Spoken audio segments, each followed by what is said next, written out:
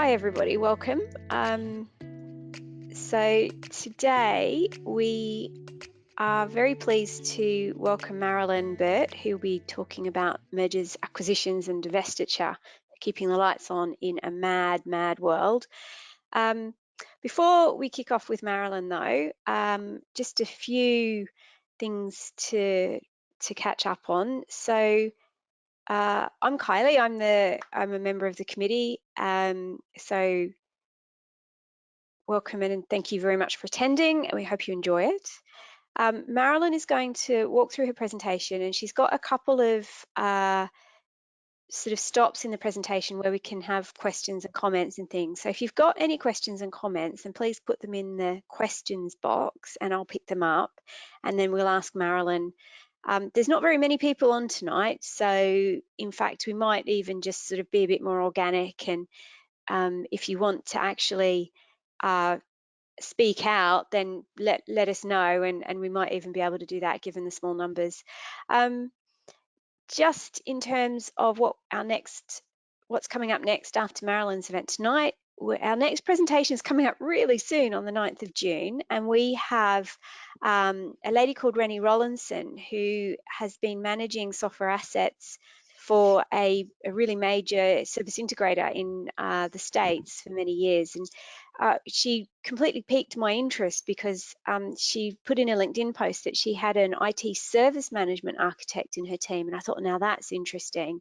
So I got in touch and I said, it'd be really, really great to hear about, why you made that decision, that you really wanted a service management architect on your team rather than just sticking with software asset managers. So she's going to be talking about that on the 9th. So it'd be great if you could, it'd be lovely to see you all then as well. And then we will probably have a couple of presentations, one in July and then another one in September. And then our big event of the year is in October, when we'll be running our annual conference. So the conference will be on the 11th, the 12th and the 13th of October. And if you would like to present, if you'd like to tell us, your service management or IT asset management story, or something, if you've got an area of expertise you'd like to discuss, then please do get in touch and let us know, because we'd love to hear from you. We'll be having 9 sessions over the 3 days, plus the keynote speaker. So please do keep an eye open. Keep an eye on our website and our LinkedIn page and our LinkedIn group to hear about upcoming events. And so I think that's it in terms of introductions, and I'll hand over to Marilyn now. So thanks very much, Marilyn. Take it away. Thanks, Kylie. I'm just going to move this out of the way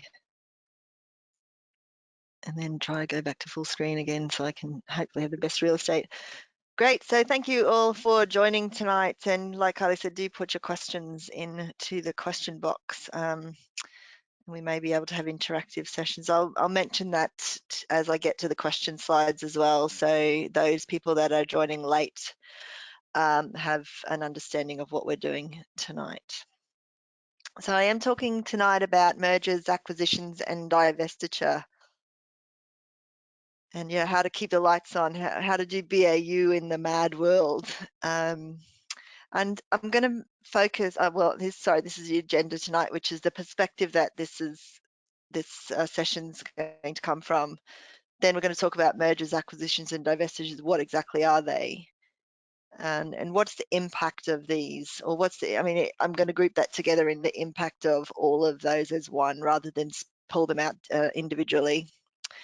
And then we're going to talk about the impacts, commercial contracts, IT and the processes, and that's going to be a little bit more of a detail about how we do what we need to do in the world of mad. And some examples at the end of that I've covered where I've worked in a few of these environments, and I've got a few examples that will be helpful to kind of put it into context of what needs to happen.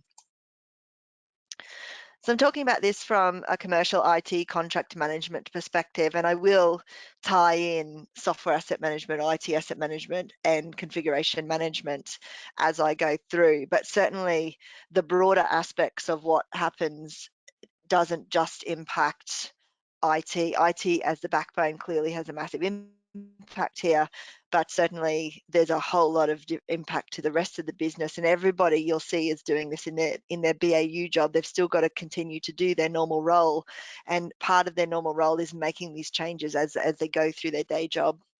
That'll become more clear as we go through the presentation as well.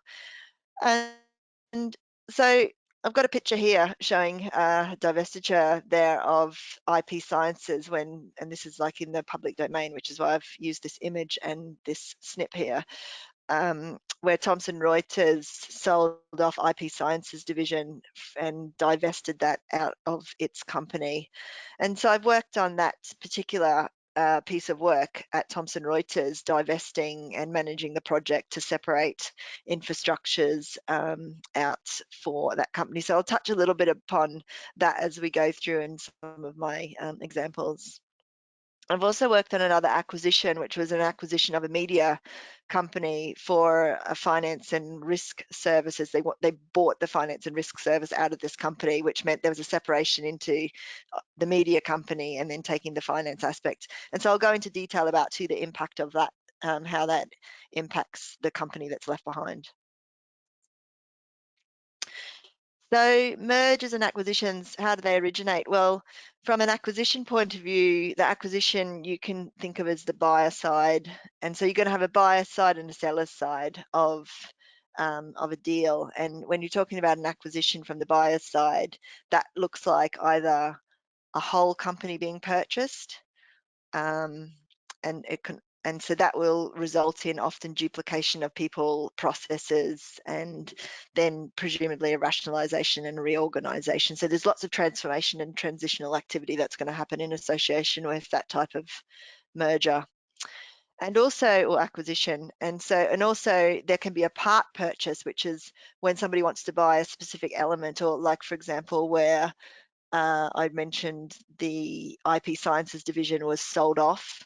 And then in the other example where the finance and risk area was purchased out of the media company, when you're purchasing just a small element, a part purchase, that results in a divestiture of one company and a merger and an acquisition for another company. So they're all very much interrelated. So, I mean, that's kind of the reason why or how I'm going to take you through this presentation this evening.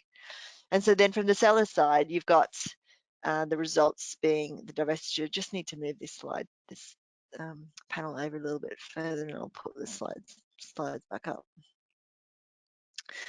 So alternatively, if you're the buyer, then it's a merger for you.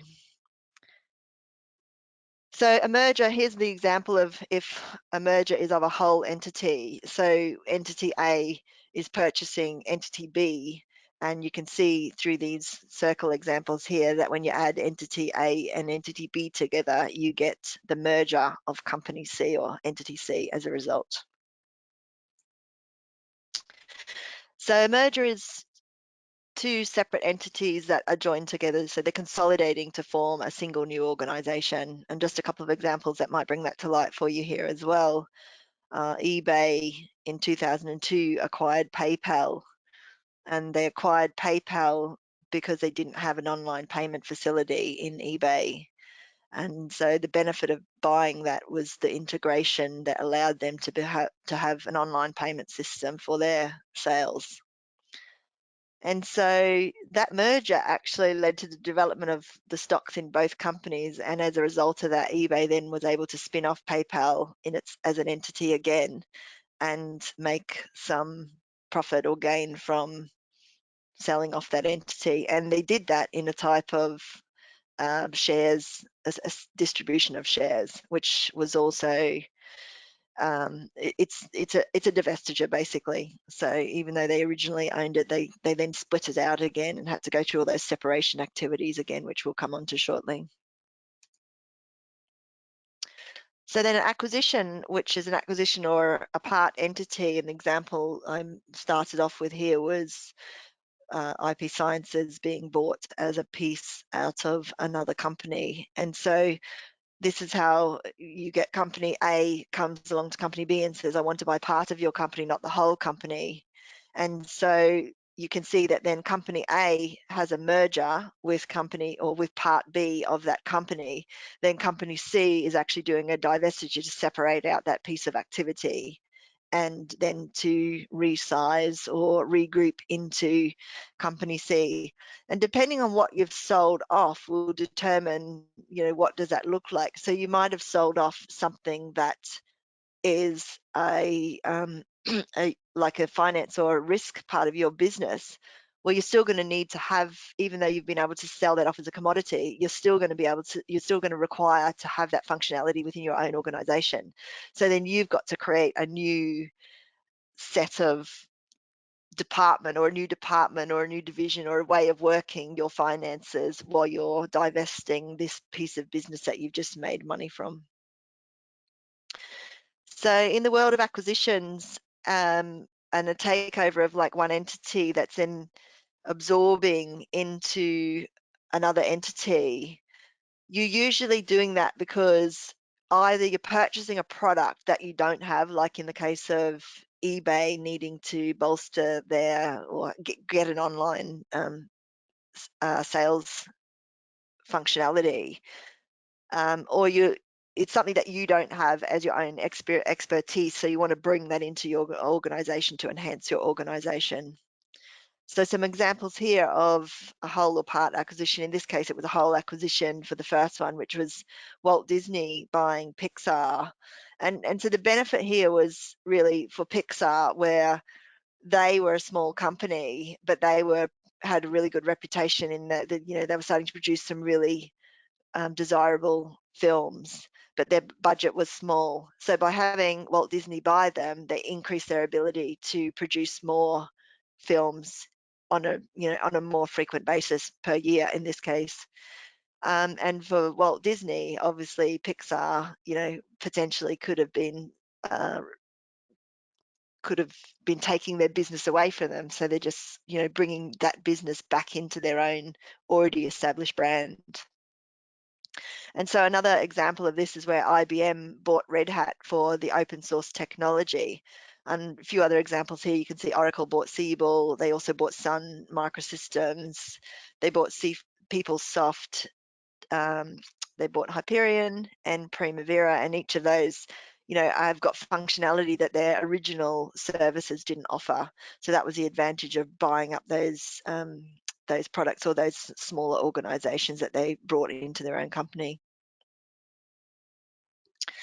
So this is just a real, just one pager of IBM buying Red Hat and the size of that deal, and really just that was something that they didn't have. So the enhancement of their own capability is bolstered on taking on another company, and Red Hat was obviously a very lucrative piece of business for them to pick up. Some more acquisitions here, and this is just really to show that in the world of mergers, acquisitions, and divestitures, things are changing continually. Companies are continually buying or selling off bits of their own services, or building functionality that suddenly becomes desirable or would be good to be integrated. So there becomes a use case where it's better for it to work with a partner, or instead of being a partner, actually being sold directly into a partner to get the cash out of the company that you've built up as maybe a small entity. So this is continually happening. Again, Oracle here, a very recent piece of activity for Oracle, who were going after TikTok. Don't know if that completed, actually. I didn't check whether that has gone through. But so in the world of divestitures then, a divestiture is when you sell off part of a company to generate revenue. And it's usually as a result of, if there's a requirement for liquidation of assets, or getting cash flow, or needing to just increase your cash reserves so that you can ensure that you don't go into a state of receivership as an organization. So that might be a way of getting rid of some of your debts, or getting rid of some of your business that's not going so well for you, but it might be an ideal opportunity for another company. So in this example here, was exactly what Thomson Reuters were doing. They, as a media company, were not, they didn't have the cash flow that they needed at the time, and rather than go down a road of going into receivership, they were able to sell off the IP Sciences division, and that reduced a quarter of their costs on their balance sheet. And as a result, they have been able to operate and are still operating as a company by having that cash injection at the time when it was critical for them. So, and this is just a representation of company A wanting to buy a part of another company and how that would be separated out. So you can see again, in the case of a divestiture, is the reverse of what we were talking about previously, where the divestiture entity is separating out one of its assets or companies or parts or whatever it might be selling off, and entity C is then joining itself with entity B, which is purchased off entity A, and that comes together as a merger to form a new company.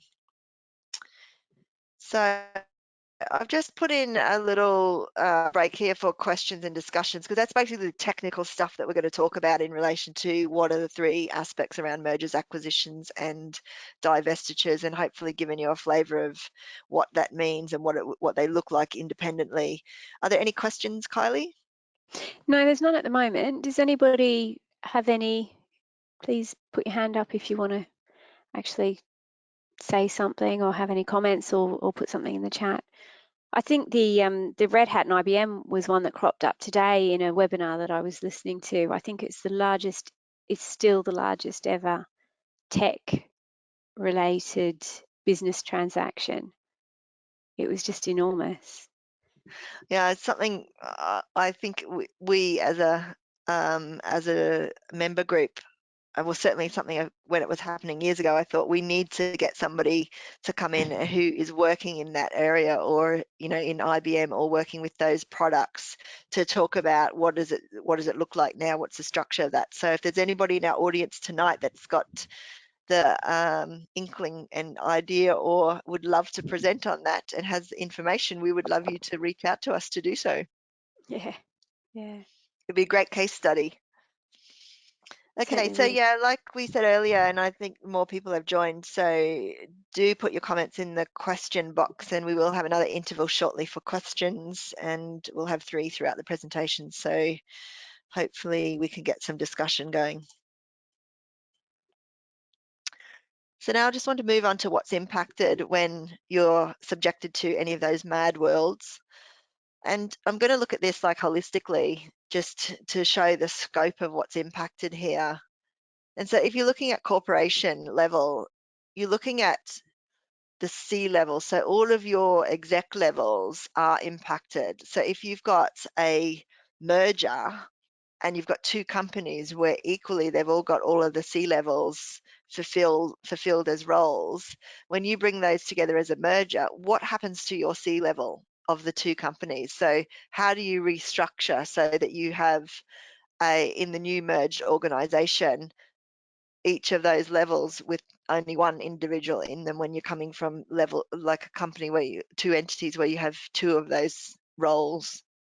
So there's a massive impact on humans in relation to a merger.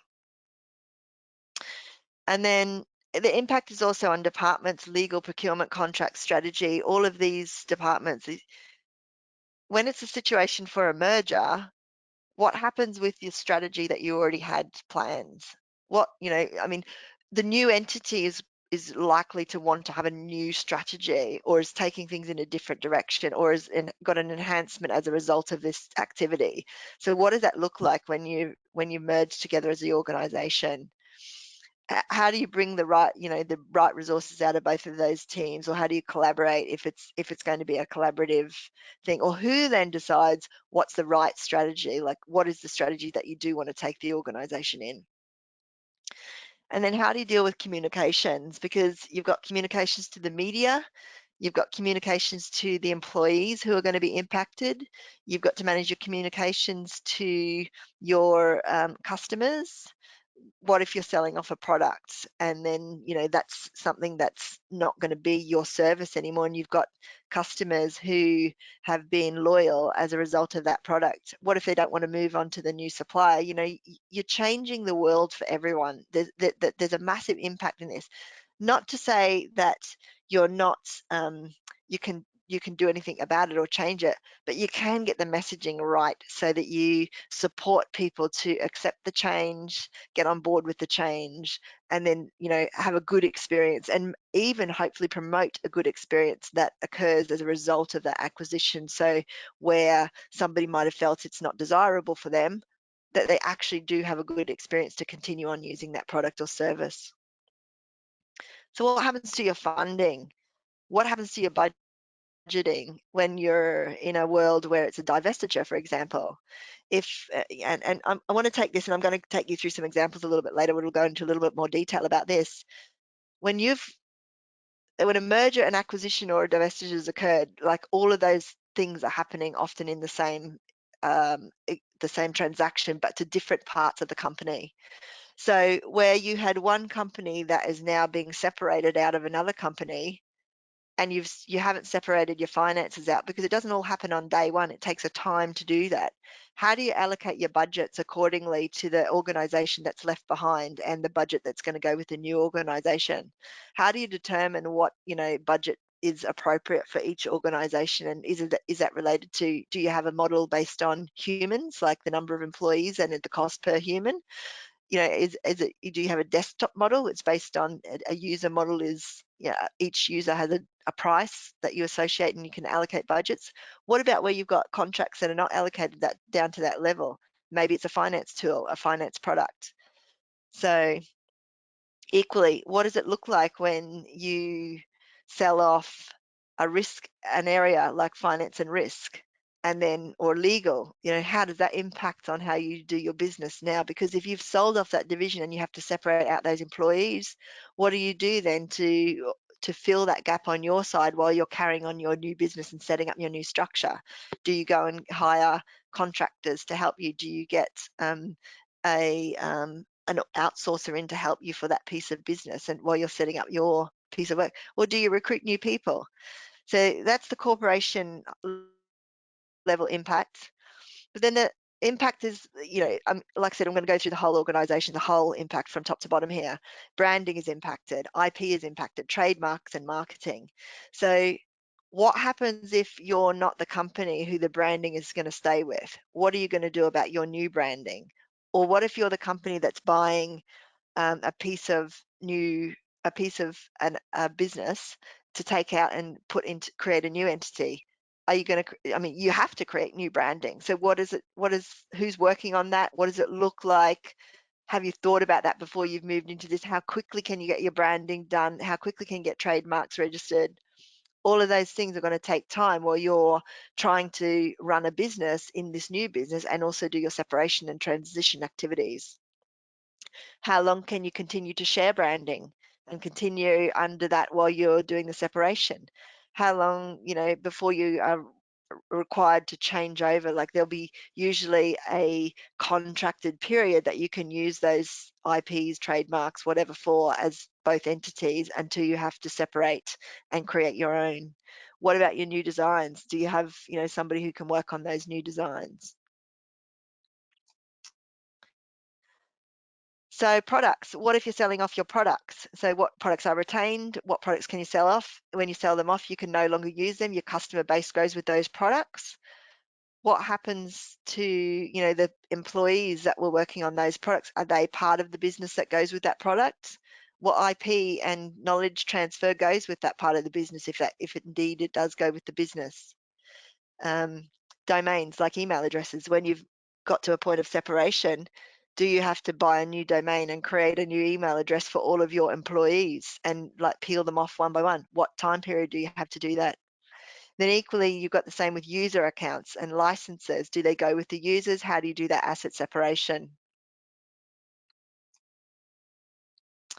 So what is impacted in relation to services. So you've got your external customers who have been loyal to you, and you've got to manage that relationship because there'll be a period of time where you're still providing that service until that transition and cutover period happens. What about your billing? When do you agree to start billing from the new entity? Because your finance systems may not have been separated as yet. You know, what's the legal ability for you to be able to bill from a different entity? Do you have to set up new transactions with that new company in order to be able to do billing? What's your billing system look like that allows you to bill a customer? Or does your customer have to access a new system for payments? What about any ongoing disputes that you've got right now? So this is coming down to the BAU activity. You know, do the ongoing disputes get held by the original company, or do they go with the product and the service? You know, there's got to be some pragmatic way of dividing up all of the activities. That's your day-to-day activity. What about disputes that are created as a result of all of this transition and transformational activity? So how do you manage your customers' experiences? How do you manage that cutover so that you do have a smooth handover for your customers, so you do get the comms right, so you do get the cutover activities right, so you do maintain your customer experience throughout that. So equally then, when you've got a major separation or an acquisition, what do you have to consider in relation to building locations? One of the deals that I worked on, the head office was in one state in the US, and in order for the new company that was purchasing that piece of business, they didn't want to be establishing their own head office in the same state of the US, so they chose another state. So then you have to relocate all the staff. What about physical buildings? While you've got people in shared physical buildings, then how do you determine which desks are allocated or which floors are specifically allocated, and then security controlled for access by the employees that are designated to be in those floors because of the company that they've been mapped to? What about relocation of staff? You've got to consider the cost of, for example, if you are going to relocate staff. What if staff don't want to relocate? I mean, that was one of the things that was experienced certainly in this divestiture activity that I worked on, where a lot of the people were very happy and settled and had families and extended families in the region where they were living and working. And when that was moved to another state, that wasn't the choice of those individuals. So initially they went with the job, but that also resulted in a large amount of attrition when they were able to find roles that they could apply for to go back to the company that they had been mapped away from as part of the separation. So you're going to have a lot of volatility around the first 1 and 2 years of that business. What's the impact then you have of jurisdiction and laws and contracts and separation around all of the business being separated or moving off to another entity? So there's a lot of work that has to be done around how are things divided up. So how do you divide up your buildings? How do are they leased? Are they owned? How do you divide up your humans? What's the criteria for choosing or selecting how you divide that up? There was a set of criteria that was determined with, and I'll come on to this again, with the IT contracts that we were working on, of how you determined which assets were under which entity. And then for anything associated with that asset goes with that entity, or does that happen with your people? What about your buildings and networks, physical networks? I mean, I'm jumping ahead in lots of stuff we're talking here because it's so interrelated. But then people assets, so you've got all of your people that get mapped to different organization or a different entity that they were working for. And then there's lots of management that has to happen around employee conversations and the employee change cycle that they're going through in relation to moving to a new entity or a new location, a new building even, or a new state. So what's the impact of those people? What about when you've got offshore resources? Like, are those offshore companies still going to be required? Are you still using the same amount of people in the offshore activities? Or do you move more of your business offshore because it's more cost effective? So there's massive change to all of the humans in these organizations. If you're separating people out and you are separating out of buildings, what's the time frame to move all those people and relocate the ones that are going to entity B out to entity B's new building? How do you manage through all of the reorganizations, redundancies, all of that restructuring that's going on?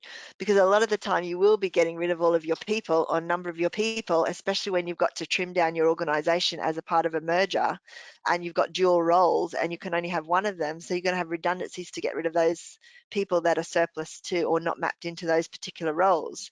And then you're also going to have a gap of roles that you haven't got people mapped into. Maybe people chose not to come across to your role that you mapped them into. So you've got headcount that you still need to recruit for.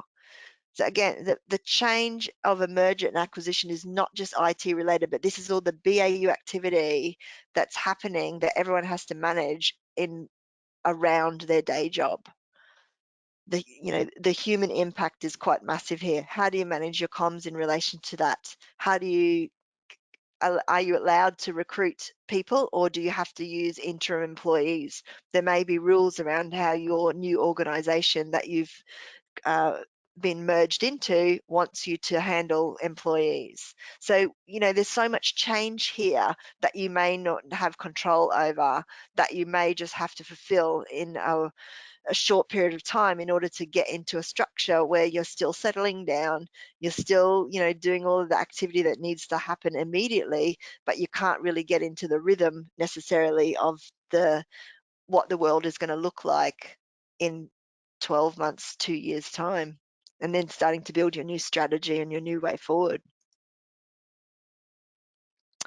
Your systems are going to be impacted. So your data centers, if you've separated out a company, what equipment do you need to separate out for those people who are moving out of your organization or the part of the business that you've sold off?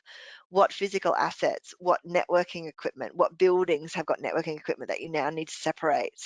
LANs, WANs, the whole lot, every piece of equipment down to that individual item on the CMDB and asset register needs to be allocated to an organization. Which organization is it allocated to? What about your software licensing and apps? Do you need to resize what you've got? Because actually, thinking about in the cloud world, for example, you're not able to just separate out easily and say half of these licenses are going to go with you. You're going to have to change your subscription. So one entity will have to set up a new cloud, a new structure, a new portal that's going to allocate all of that those services to the customers who are consuming them. Payroll, HR, finance systems. If somebody's purchased the finance element of your department, well, actually, let's go a step further. The finance systems are linked together while the merger is happening. From day one of the merger or acquisition. From day one of the acquisition, each of you who are sitting in your chair today might be mapped to different organizations, but you're still using the same finance system. How do you separate out that finance system? Like we talked about budgeting earlier, you've got to be able to separate out your budgets and allocate your pots of money that are going to cover the costs that are associated for entity A and the costs that are associated with entity B. That's going to include your HR and payroll systems.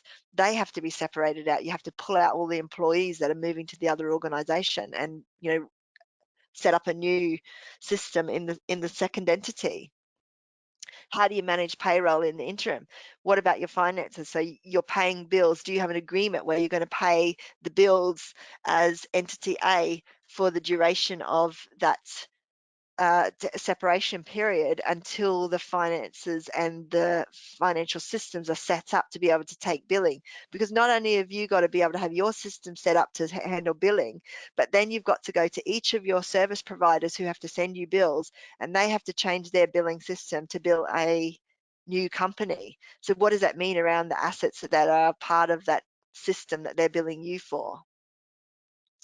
So what happens in your CMDB? And I think certainly in one of the organizations where I worked on, this was one of the earliest activities that was done, where assets were identified, 2 CMDBs were created and assets were allocated to the entities. And there's a set of criteria that are created to say, is this asset entity A or entity B? So when you start from that level, that fulfills or helps you dealing with your contract separation and your variations to contracts, your new contracts, who needs to buy new assets and who needs to, and you know, or can you shift the assets into the name of the other legal entity? Service desks. Your solution currently probably provides activity to both organizations. At what point do you cut over? I mean, we're all used to service desks probably more as a something that changes, especially if you're using outsourcing. At the end of a contract, you can change outsources, and you will experience in the service management world the handover and the cutover of all of your tools and people in relation to service desk. So that's not sort of really uncommon, but it's just part of what people are experiencing when we're talking about mergers and acquisitions. What happens to your processes and procedures? So this is, again, not just going to be your IT service management processes and procedures, your business processes and procedures, but all of the processes and procedures throughout the company that are, you know, are they the same or do they have to change? Do you have to make adjustments and amendments to them because you've now got a different way of working or you're using different tools? Does that impact on your process? So, you know, the transformation of these might be happening immediately because it might be necessary to do that as part of the separation, or it might be that you've got time to do that if it's an acquisition, for example. Third-party suppliers, you have to issue them with a letter of authority that allows both entities to trade and do business with that company. Business process, we sort of touched on that. So all of your back-end processes, finances, legal, HR, and procurement, which ones are going to need redesigning for your future state organization? And this is all happening while your BAU is going on.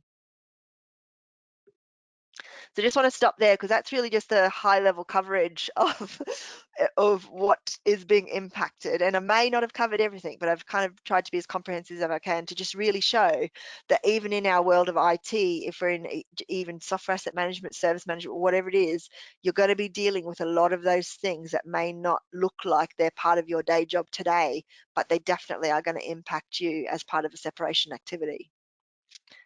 So do we have any questions there, Kylie? Comments? No, I think you've stunned everyone into silence with your refrain. This all has to happen on top of BAU.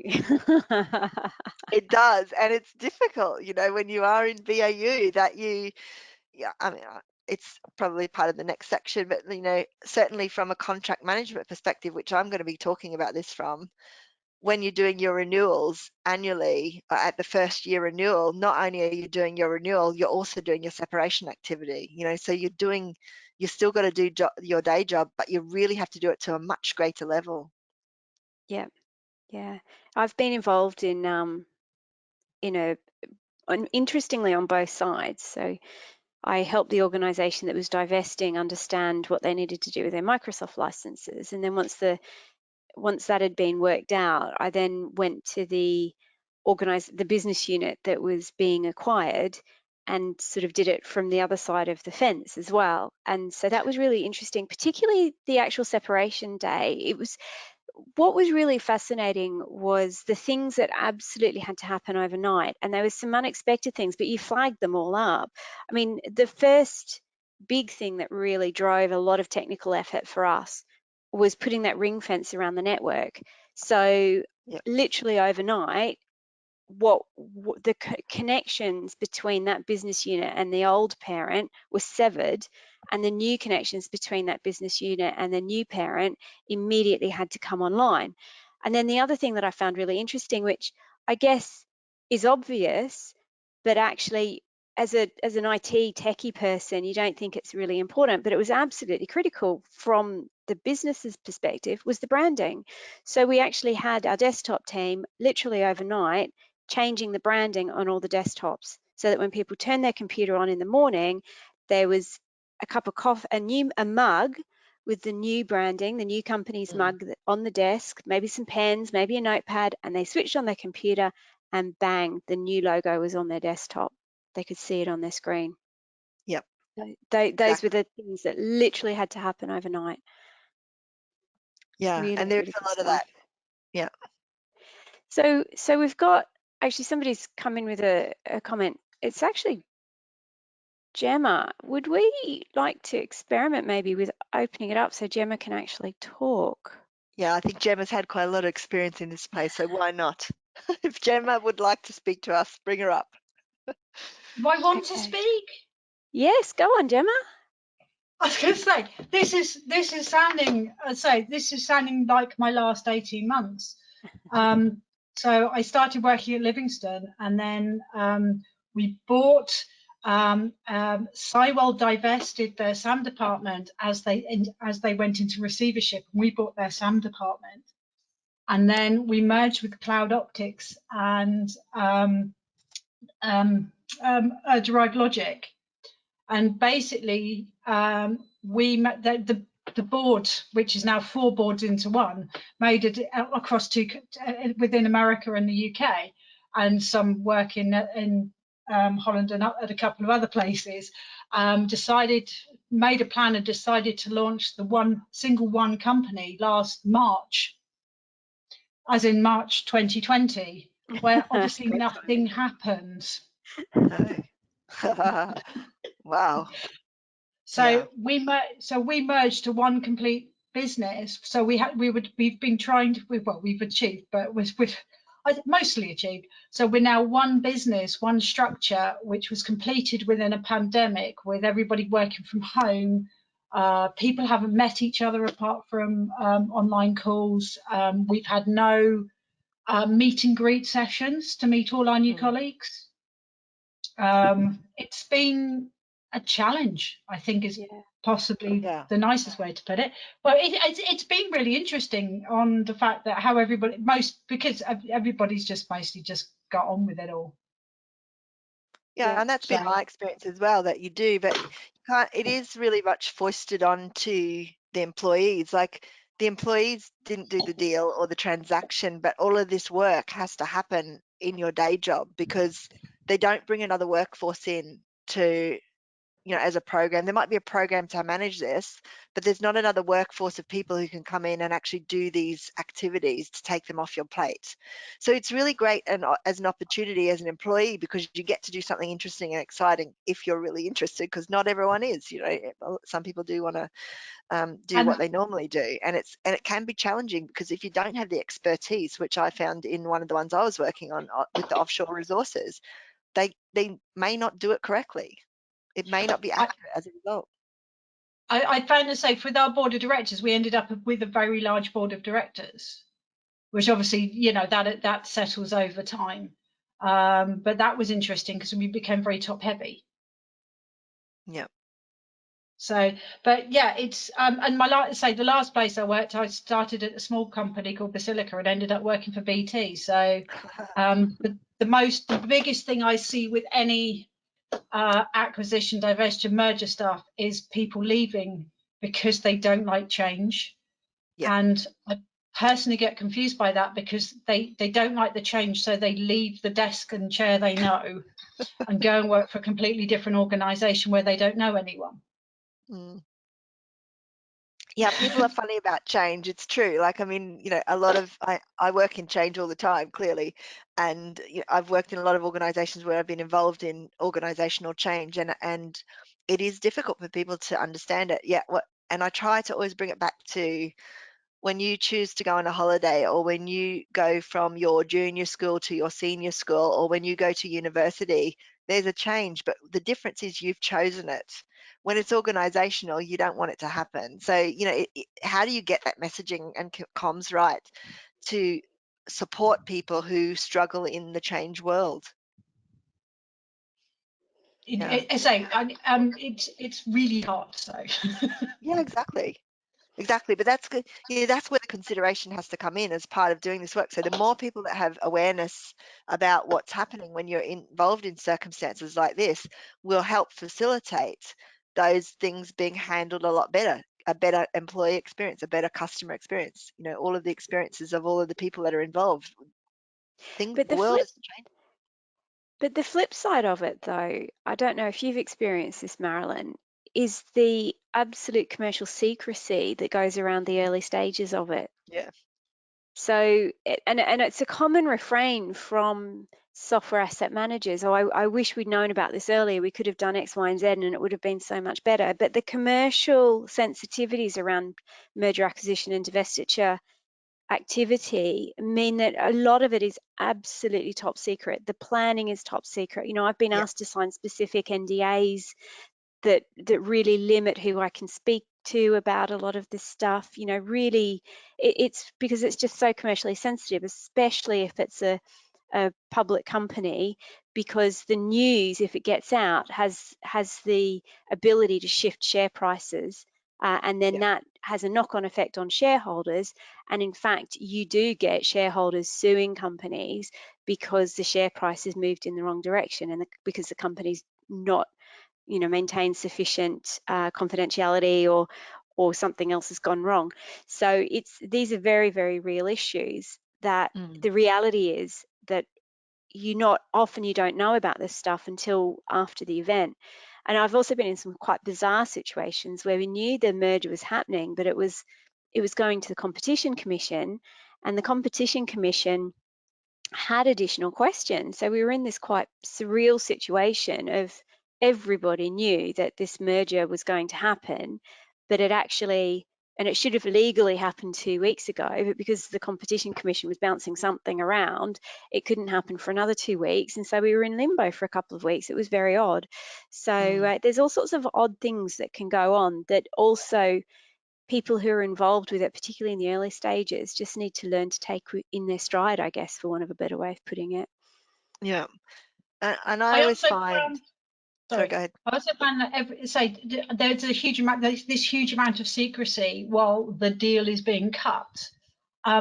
And it often turns out that all the staff actually know something's going on, and they get very discombobulated by it all. But obviously everything's signed to secrecy, so nobody talks about it. So staff get more upset.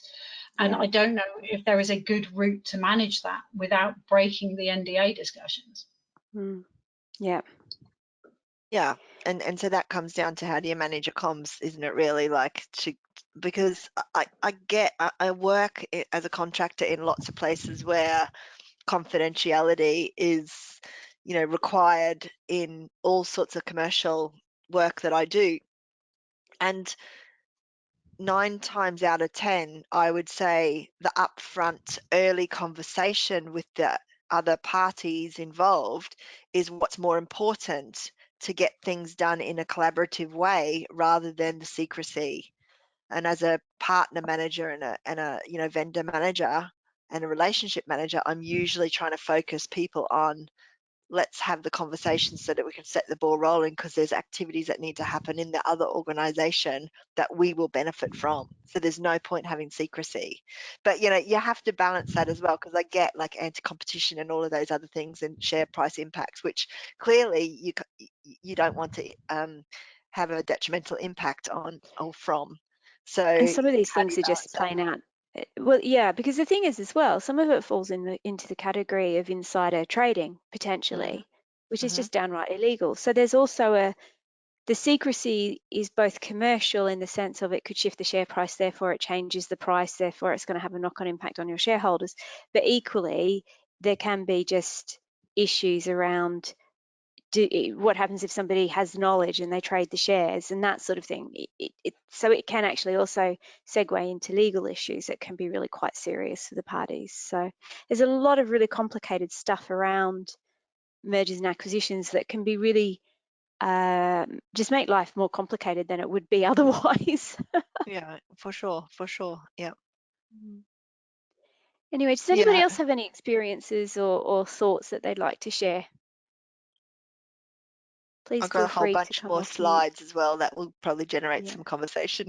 yeah. Oh, we've So got let me get on somebody. with them. somebody's put something in the question box. During the merger of digital asset management, so particular ERP systems can be horrendous and can mean financial and human resources lose. How can this be better managed, particularly at board and senior management, senior technology management? Loss of skills can be detrimental to business survival. Yeah, that's an impact of everything in day to day. So again, it comes back to messaging, like, and how do you look after your human resources, because they are a commodity that's essential in keeping your business running. Yeah, so conversations with the right people, that you will find loyalties change as a result of these change as well with individuals, and people are going to choose what's right for them, and sometimes that might be not to stay in this new structure, you know, and that's an individual choice. But I mean you can incentivize people to stay through all sorts of different mechanisms, but it doesn't mean that that's going to be appropriate for everyone as well. And yeah, you are going to lose resources, but potentially you might even bring in new resources that have got ideas that will support your future business. And maybe you're changing your direction and you do want new people as a result of those vacancies that become available with different skill sets. So yeah, I mean, I think the question's more posed in the way of how do you retain people? And I think I've always been one to believe is you retain people by having a good organization that listens to people, that supports and empowers people and works collaboratively with employees, rather than isolates people or hierarchically, I guess, separates people.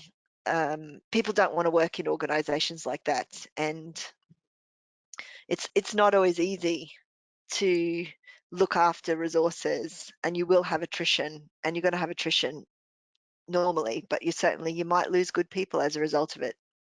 I don't think there's a real answer on how do you do that, unless you want to pay people to stay. But then do they stay for long term? I mean, people have free will, I guess I would say in that instance. Anybody else Marilyn, got any comments on that? I Yeah, can really hear the coach coming out in you. Marilyn you're right. Midnights as a coach. I can really It's hear true. that And you know what? When I'm sensitivity and thinking about people focus coming through. where I'm thinking about this was actually in an organization where I was involved in organizational transformation, and there were a lot of people that were displaced as a result of it, and they didn't want to be displaced. They wanted to keep their jobs. And I worked with those individuals one-on-one to go through their CVs, to write their CVs in a way that make them saleable for transferable skills for new opportunities. I trained them on interview prep, and I prepared them to go for new opportunities, and even communicated and coached them on the possibilities that were here outside of the organization that they were leaving. So, it's adjustment for people. And also some of those people that I worked with were able to secure jobs because there were jobs that could be applied for if they weren't mapped into roles, and go for interviews. And some of those people, as a result of the training that I did, also got roles, and they didn't have to leave. So, I do provide that service as well. Yeah, that sounds like it was quite an enlightened organisation to be providing that service too. No, that was just a personal thing that I did. Oh, okay. And actually, I was told by one of the senior leaders not to do that, because there were a certain number of resources that would be better off having an opportunity elsewhere. Right. Yeah. Yeah. Anyway, shall we Yeah. Let's carry if on. I've nobody just else got a has few got more any comments, slides. that's I'm just conscious of time. It's always a Yeah, for sure. I know. I room really feel that to time. walk. Okay. So, and I've probably covered on this, but I wanted to sort of put it into a bit of a perspective. You've got entity A and entity B. You basically got a full transition here, because you're going to do the same probably program activities on each side of the fence, but maybe with a slightly different viewpoint. So you're going to require a project and a program lead, and you're going to require a project plan, and you're going to have to look at all your in-flight activity, and you're going to have to look at what stays and what's going, and you know, how do you deal with that? Because part of what might be happening is you might not be using the same suppliers. There might be a transition of suppliers. So not only are you changing you're separating out part of your business, you might also be changing suppliers, because as a new organization, you don't want to continue doing business with the service management outsourced entity that you've got, and you've gone out to market and got a new one. So you've got to then build that into your project plan as well. What about your strategies? How do you go forward? Like maybe the existing company that's being retained, their strategy might not be impacted as much. Maybe there's some tweaks to it, but they potentially don't want to change it dramatically. But the new organization or the new entity might want to drastically change theirs, because they've just generated a new company and they've got a new direction, and they've got like really agile ideas at the moment.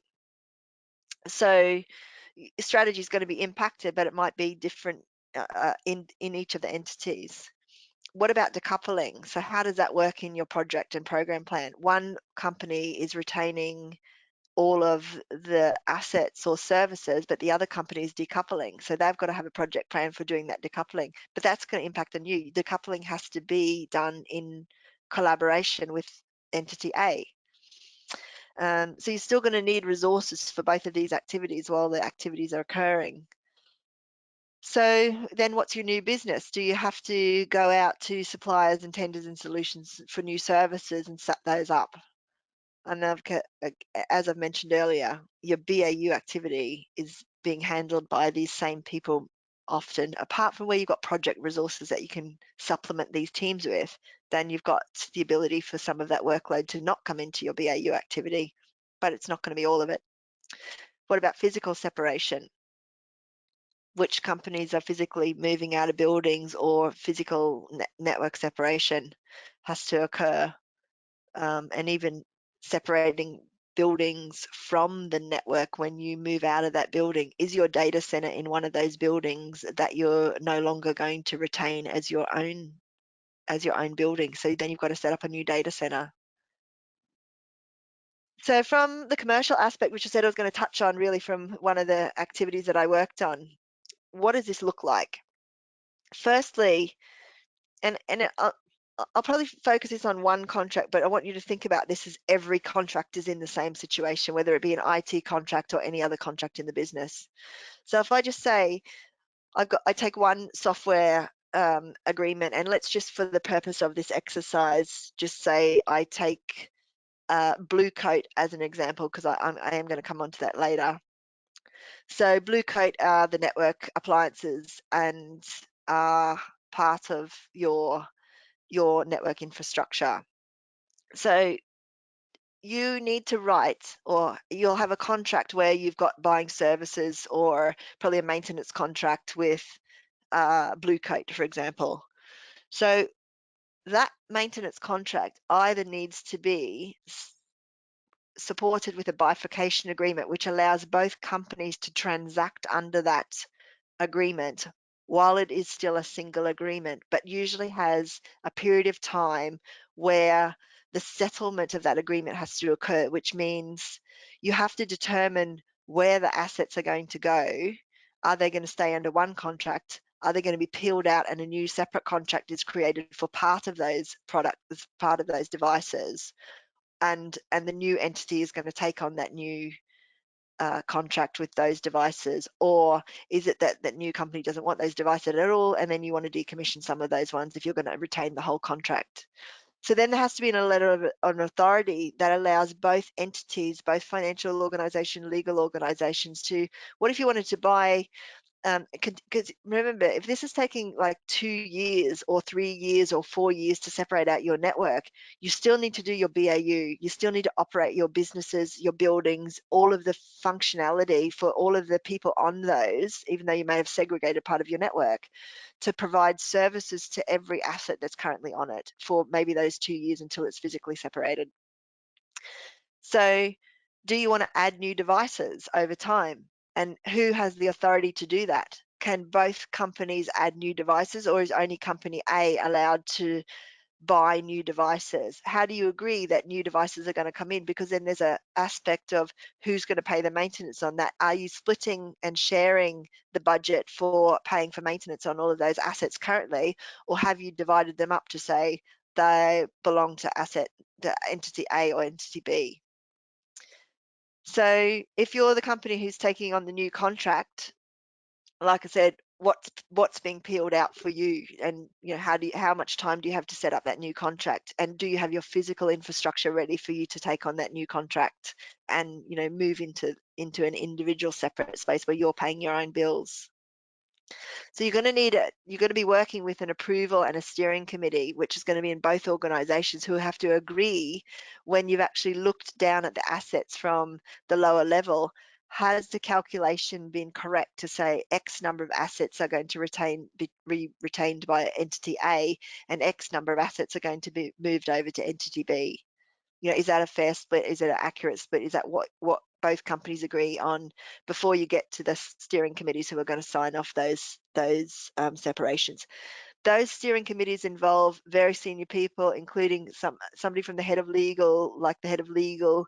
You're going to have the head of procurement. You're going to have program people organizing this, because like I said, it's not just the one contract. Even though I'm giving one example, it's every single asset and service or contract that you're buying product and services under, and software even. So you're going to have a whole host of people. I think when I was working on this, there was something like 12 people on this steering board that had to give individual sign off that those asset allocations had been correctly done, and then the transfer documents could be enacted by me taking that forward to the individual supplier and then asking for them to do their back-end system reallocation of those assets and creating a new contract on their systems. So the repository for that transfer, like who maintains that and where is it done? You're going to need one in each organization, because you want to keep track of, have you covered off every single contract in that first 12 months or that renewal period, so that you know that you have separated absolutely everything. So yeah, once it's signed off, it goes over to the supplier in order for the supplier then to transact in their back-end systems, like I said. In the case, one of the examples that I'm going to bring up, they didn't have the ability to actually do that physical separation of the entities of the new entity in the system for one of the suppliers I was working with in relation to the managed print separation. So again, starting with the assets, you have to go out and do a full audit, basically. Whether you don't have to go and do a physical audit, but you want to go and get your information. What's in the CMDB today of all of the assets that you're working on for that individual contract? What can you get information on discovery tools? And the reason why I mentioned Blue Coat in this example is there's no agent on those Blue Coat devices for you to check whether they're actually installed. So you do need someone to do a physical walk around for you if you don't know where those devices are. So what information can you get that will confirm that those devices are in the locations that you think, and then are being allocated to the right data center or the right entity and the CMDB when you start to separate? So what contract usage rights do you have, and what are your contracts? What do they look like? What's on those contracts? Does it list all of your assets? Do you have multiple contracts that you now need to go through to look at all of your assets and bring that together into one deal? Do you need to go out to your suppliers and ask them for all your procurement records, or do you need to go internally and get all of your purchase records and purchase histories so you can ensure that you cover every single asset that you've got, whether it's ensuring that it hasn't been missed in the CMDB, or it hasn't been lost or stolen? Or what do you do with those assets that are in those categories when you're talking to the supplier about separation activities and renaming the legal entity who becomes the owner of those assets? So you have to gather all of that information and do that reconciliation before you can go down the road of being confident that you've allocated the assets. And then you're going to need to have the people. So in my job, I was doing that activity by going to the asset management teams, by going to the procurement teams, pulling records off, the procurement and payment systems, going to the suppliers, asking for all the payment histories, and all the contracts that they had, looking at my own contracts on the databases that I've got, looking at the CMDB records, looking at any records for discovery tools, and cross-correlating all of that information. Then you go to the service owner and go, what's your strategy for these products? Do you want these in your new future world? Which ones are going to be mapped to you? Which business units will use those physical devices in the network that you want mapped to your division or your world? So there's a massive activity that you have to go through. You're doing a compliance check on absolutely everything when you're doing this piece of work, because the other thing you don't want to do is to get into a situation where you're non-compliant with your software or your maintenance contracts or any of those things.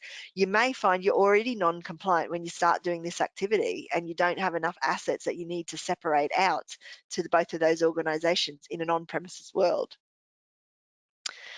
So then what's the conversation around how do you get the budget to true up that shortfall? Who's going to buy those new assets? How do they get allocated? Who can enact those individual contracts? So like I said, I was working on one of these deals when I was looking at the Symantec product. So it was not just Blue Coat, it was DigiCert, Symantec, and all of the other Symantec products that fall under the previous Symantec acquisitions that were on the list of products that I had mapped back to Symantec. What added additional complexity at the time of us doing our piece of work was the Symantec had divested DigiCert and Blue Coat, and at the same time Broadcoat was acquiring Symantec. So it then adds additional complexity because maybe they don't have access to all of the information that was in the databases that they previously had access to before the acquisitions took hold of those companies, or certainly in the case of Broadcom taking over Symantec, that was where I was being impacted on. What about pricing? What about the numbers, the serial number reports, and all that sort of activity? Some information I wasn't able to get access to. And like I said, this covered.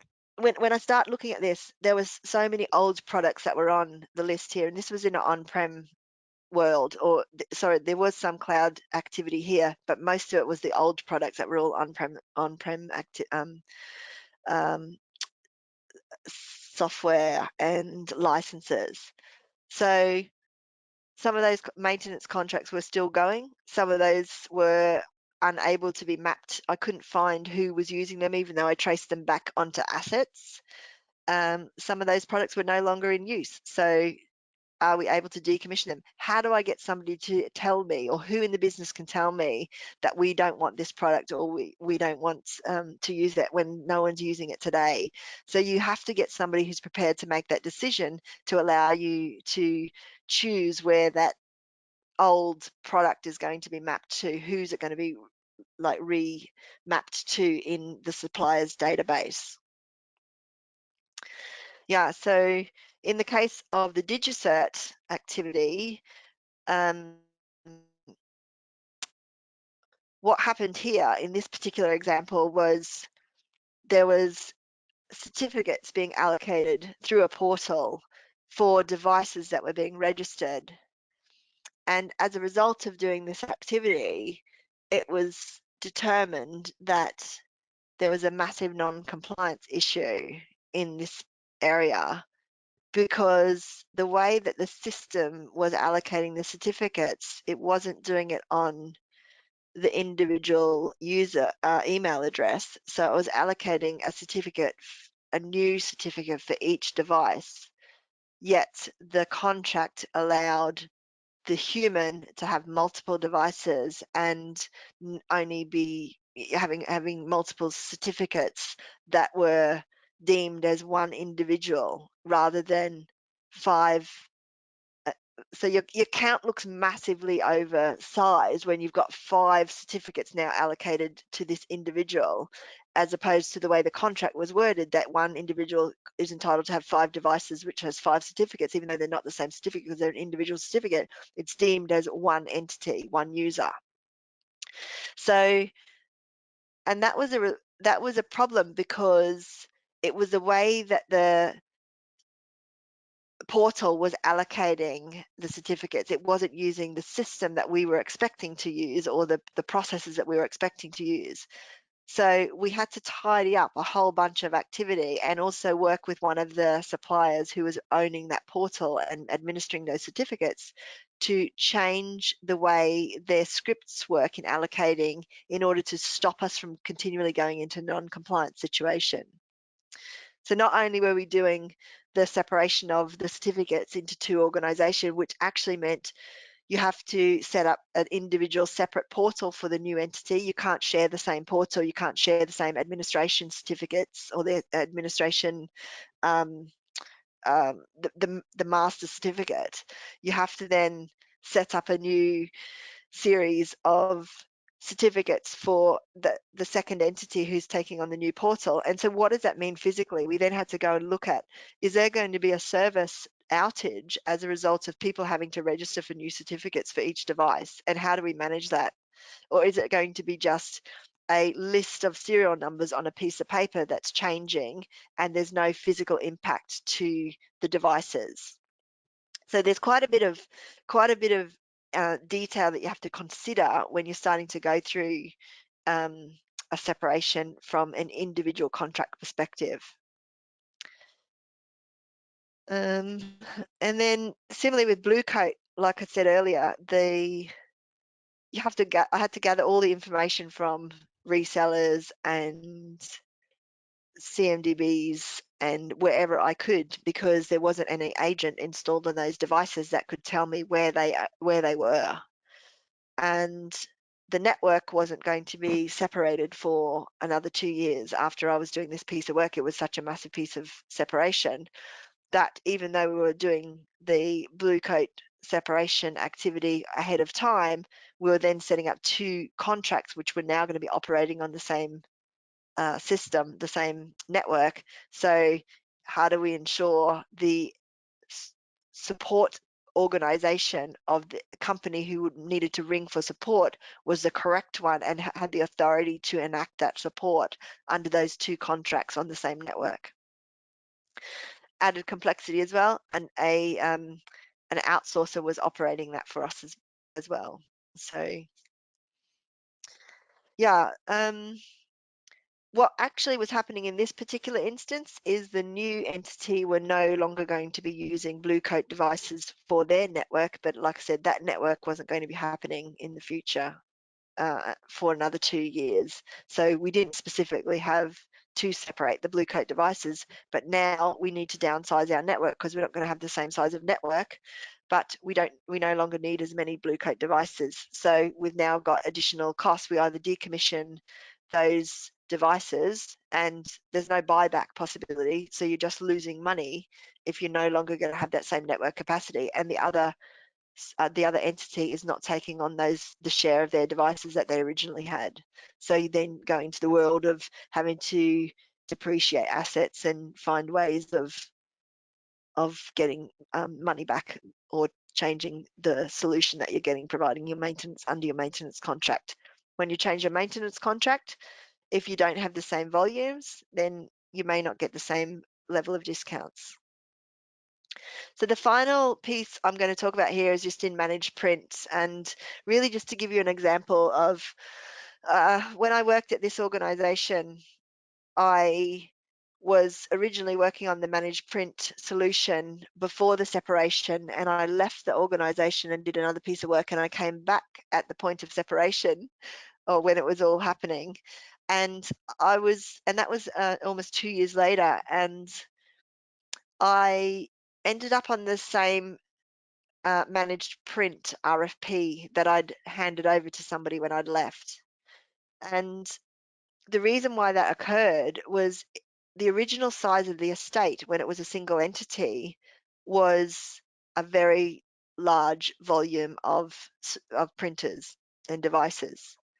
When you separate the two companies, if both entities are going to transact under that same RFP, which what was originally agreed at the point of time to say the suppliers who've already been shortlisted are agreeing to provide the same costs to both organizations so that they both would choose the same supplier. But now you've got two different sets of management structures in here that are going to sign off the solution. And what if the two entities now who have independent views choose a different managed print provider out of that RFP? The size of the deal is no longer the same as you originally started. So they're no longer getting the same, they no longer want to offer you the same volume discounts. So at what point do you decide to market? Well, the company did to market, and it was actually poorly managed to the point of view that when one company had chosen to go with a different to award the business to a different company, there was very secretive business around this, and it wasn't communicated properly. And actually how they found out was part of the rollout team who were doing surveys about replacement activities for the new devices that were coming onto that site. Somebody forwarded that on to the incumbent provider, which caused quite a bit of chaos in the world of exiting that supplier. You know, there becomes a huge amount of risk associated with the company not being appropriately told about them not being awarded the business and them not being aware that they were part of a deal. It was chaos. It was chaos. So and that's where people like me, relationship managers, come in, because they have to solve that problem. And part of that was I was under the impression, I was told actually, that it had been communicated appropriately to the people through our procurement organisation, but for some reason it wasn't understood by the supplier. That wasn't the message that the supplier received about where they were with the transaction of that RFP. And so we thought it had been effectively communicated to the supplier, and the supplier was well aware, but the supplier had no idea or didn't listen to the message or receive the message that was being transmitted to them about them no longer being the incumbent. So that really did cause quite a bit of conflict around them being able to work with us as a result of going through that exit of all of their assets and removing them from the estates in a controlled fashion to allow us to accommodate an appropriate rollout, which then turned into a let's do this rollout globally in 12 weeks to countries where that was really not possible. And in order to manage what was the exit time period on the contract that had gone into a conflict state, really. So that's the risk that you're going to come up against if you don't manage your communications properly with people and you go through a situation where you're in an RFP during a separation activity. So, and obviously, you know, those suppliers were expecting the landscape not to change in the deal. They were just expecting to have two different customers, you know, so you can understand why that would be a massive problem for them. So I've talked a lot. I've talked well over time. I think we've had quite a bit of conversation. And really just to point out here in summary that IT is massively impacted throughout mergers, acquisitions and divestitures. And not just because of the individual services that they are looking after, but because they are providing absolutely everything really in relation to business processes, customers, billing, you know, systems and services, networks. It might not be every individual team, but somehow they'll be touched with all of these activities. And that your CMDB is super important, and as well as your ITAM tools. When you're going to enter into a circumstance or a situation like this, you're going to be heavily dependent upon information.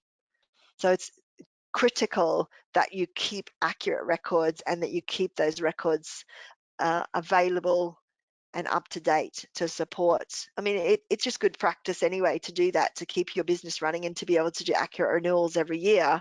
But in a case of separation, it becomes extremely critical because it's the information you've got to rely on to do your work. So that's it from me. Opening up for questions. So does anybody else have any thoughts or comments on what Marilyn has said? There's lots of really great experiences there, Marilyn. It's fantastic how you've actually talked about the real case studies of what you've experienced in all these different scenarios. It's been really fascinating. Yeah, I could go into more detail with them. Obviously, there's quite, but I tried to trim it down because we're already near the end of the presentation. So I didn't realize there was so much to talk about in this world, the mad world. Yeah. This is Marilyn, I say, did Yeah. you have any issues? Because you were talking a lot about Symantec, and Symantec is a nightmare for their own acquisitions. Yeah. Did you get? Did it complicate the fact that like Symantec have bought so many products, they're not entirely sure what their products are, because they've bought all these companies in under their wing, but they've not actually merged them into themselves correctly? Yeah, well, I did all the due diligence before I spoke to them. I used the reports that I got from them, but I also had I went to the software list to say, bring me copies of everything that we've got on CMDB, and then bring me the copies of everything that we've got. So I looked for everything. And I also went to Google and said, who does Symantec own, and looked at their previous acquisitions as well for products. So I did that due diligence as part of my separation activity, because I was working again in this instance with offshore people who didn't even know you could get information in your own organization that would support. So I was teaching people at the time, like, you need to go and ask for all these repositories and find all this information because it's going to support your examples. And, part of that meant sometimes you might need to go onto Google and just do some research yourself. Like, who are the entity names that I need to be searching for here out of this asset list that I've now got in front of me? Yeah, I think that comes with my experience of having worked with, the products for the last, nearly 15, 16 years, to kind of understand what those products look like in the software world. So it made it maybe a little bit easier for me to consolidate all of the activity. The other thing that I'll say to add to that is, when you've got that asset list, and so is the project team, they're going through line by line. Has this asset been allocated? Has this asset been separated and on a piece of paper here that I can tick off to say we've done the commercial negotiation to close off that piece of work? And they won't close that program down until every line item has been allocated on those sheets that they're working off, which is the internal asset registers as well.